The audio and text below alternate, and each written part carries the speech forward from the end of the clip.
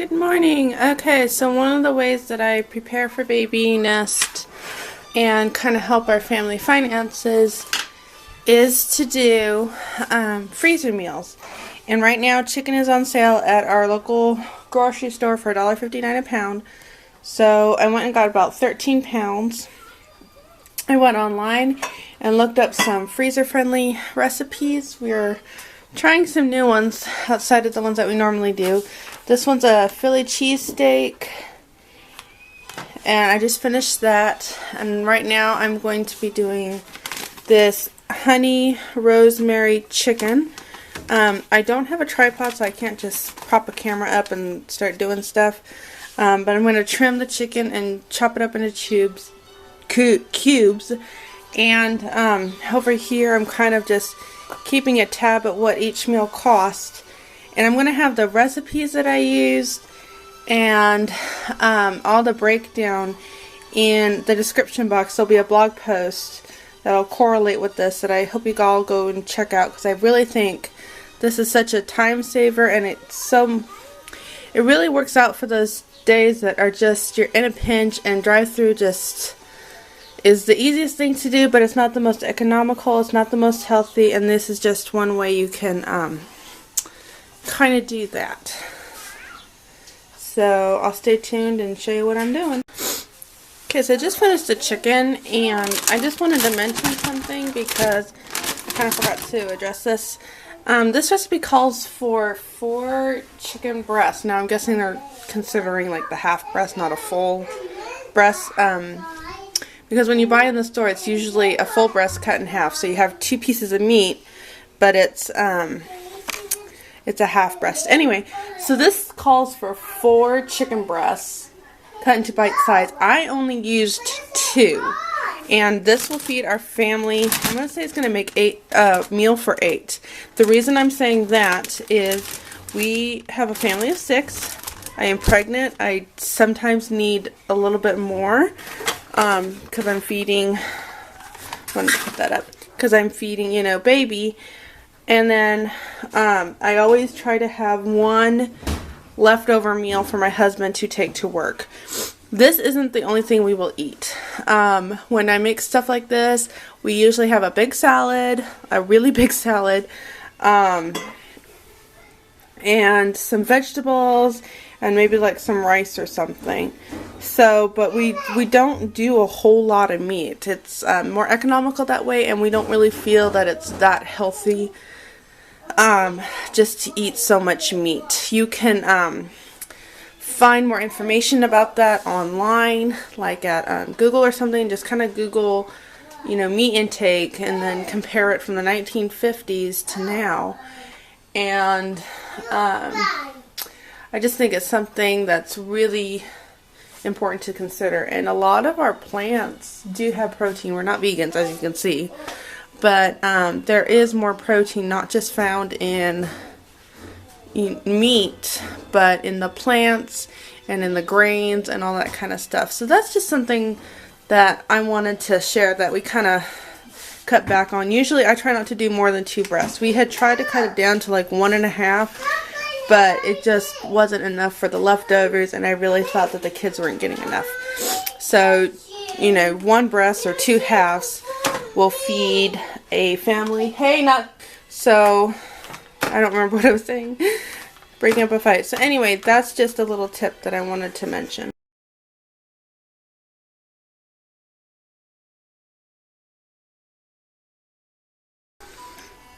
Alright, my honey rosemary chicken is all done. I used fresh rosemary from the, I could have used it from the garden, but I need it to grow a little bit more, so I used the living fresh one that you can get at the grocery store. I have some local honey, some aged balsamic vinegar, and olive oil. That was pretty simple recipe.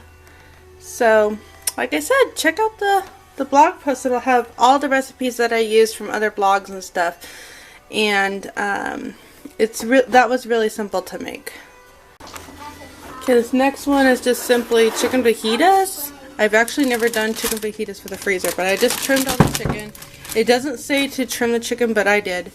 And this one calls for 3 chicken breasts, so I think that's 1.5 breasts actually. And again, I just used 2, and I just cut it into strips, even though it said, you know, it didn't say to. And then it has 2 bell peppers, an onion, taco seasoning, salt, chili powder, and paprika. Alright, I have 3 children under the age of 4 playing Lincoln Logs, so let's see how loud this will get. Anyway, the next one I'm doing is the pesto ranch chicken. I have 2 things of pesto here. Would you believe it? I am almost 28 years old and I had no idea what pesto is.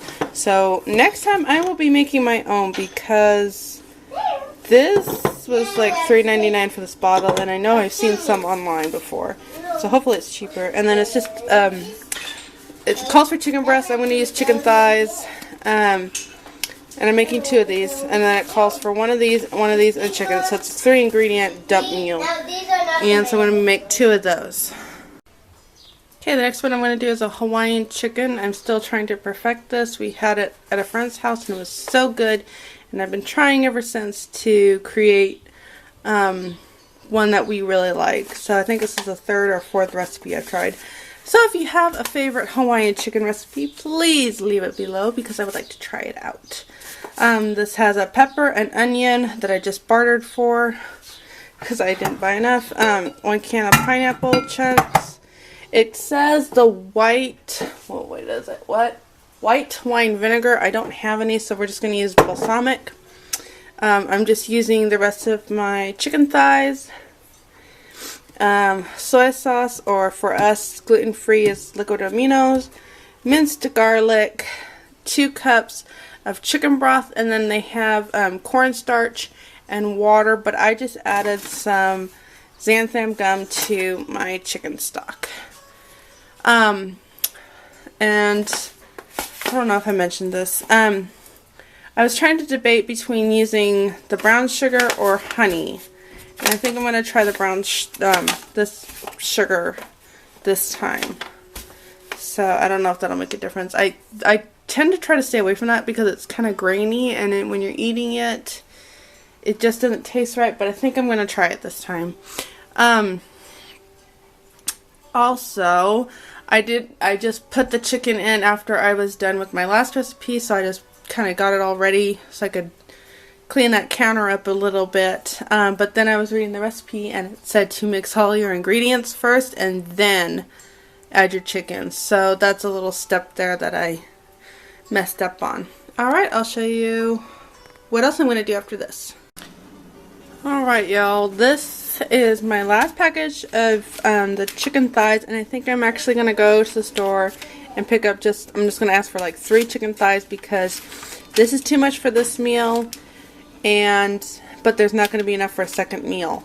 So I might do one more freezer cooking session when I have to go out later and pick a couple more up. Anyway, so I'm going to do the general something or another chicken, tazo something.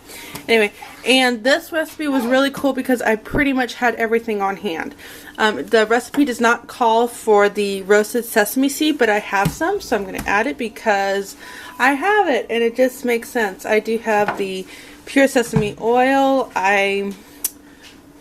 There's this, you know what, I don't know if I put that away. Let me see if it calls for balsamic vinegar. I'm looking at my recipe here.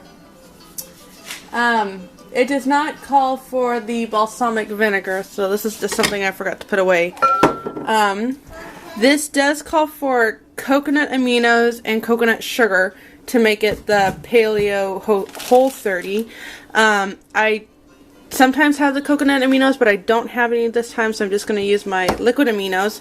And I don't have coconut sugar, I'm just going to use my xylitol.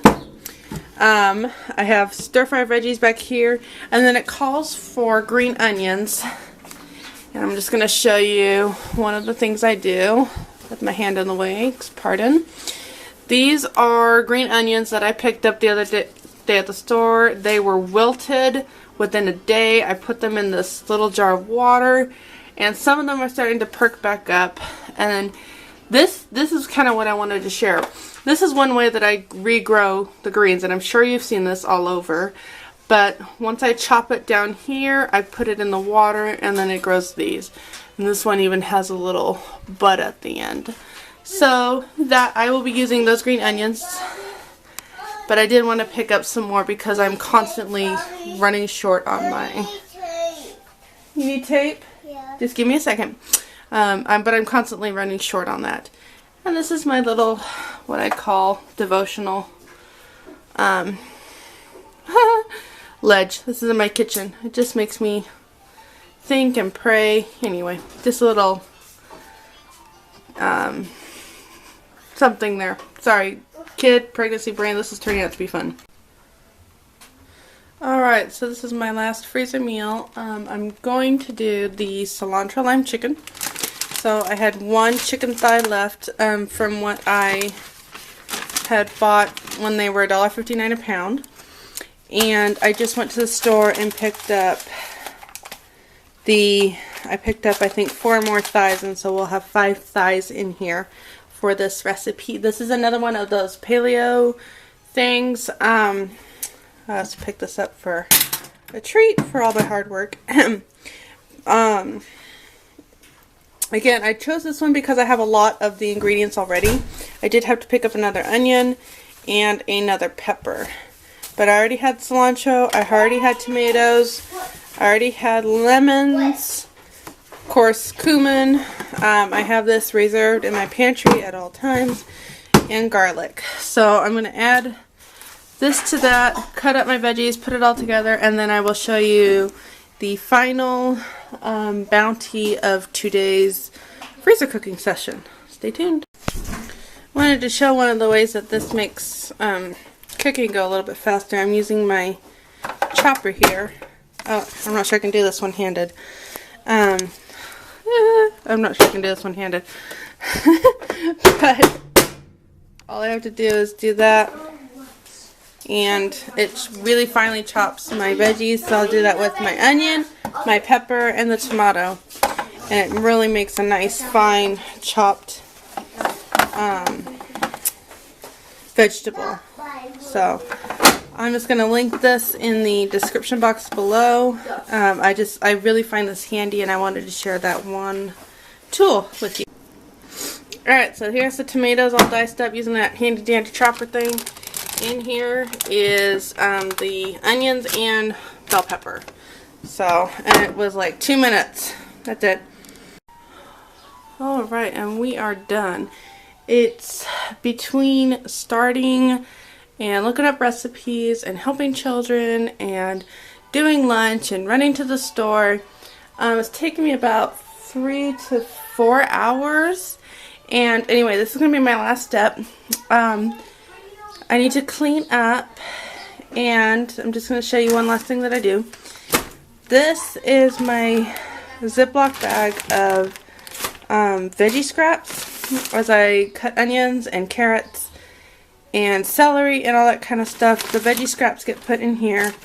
There's some zucchini in from the other night. And I'm going to put them in my crock pot. I have some chicken bones. And I have some chicken feet that adds really good gelatin. So I'm going to throw that all in my crock pot with some water, a little bit of bay leaf, and that too. And I'm just going to let that simmer until probably I'm ready to go to bed tonight. So that'll be about 7 to 8 hours, I think. And, oh, my back. So I'm just going to get that going. Then I'm going to clean off my counters, do the dishes, kind of clean up, and then I'm going to bleach the sinks. And then I take lemon or lemon oil, and I'll clean my meat board with that, and that kind of cleans off bacteria and stuff. I do use a little bit of soap on my boards when I'm cleaning them. I know you're not supposed to do that, but with meat, that's what I do.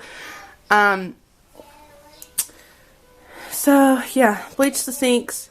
I typically will take the limes that I use for the last meat, and I'm going to like put one in each of the strainers there because I don't know, it's just chicken and I kind of like to do that. So that's it, y'all. I think I'm just going to get this going and finish my tea here. I really like this one. Clean up lunch. As you can see, I got to put lunch away. So, I mean, oh, I was going to show you how many meals we got. Let me get that and let me get this going and then I'll show you how many meals. Okay, so I ended up cleaning because, you know, give a mouse a cookie, give mom a thing. Anyway, so my chicken stock is going. Here are the meals. We have 8 meals here, 7 new recipes because I doubled the pesto one.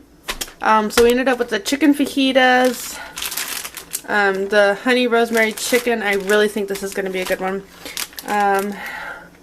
The Philly cheese chicken, General Tao's chicken, 2 of the pesto ranch chicken things, the cilantro lime chicken, and the Hawaiian chicken.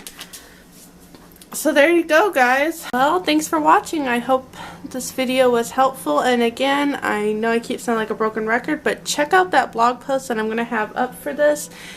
I really think it'll be helpful, especially with all the cost breakdown, just some tips, and of course the recipes that I used for this. See you next time.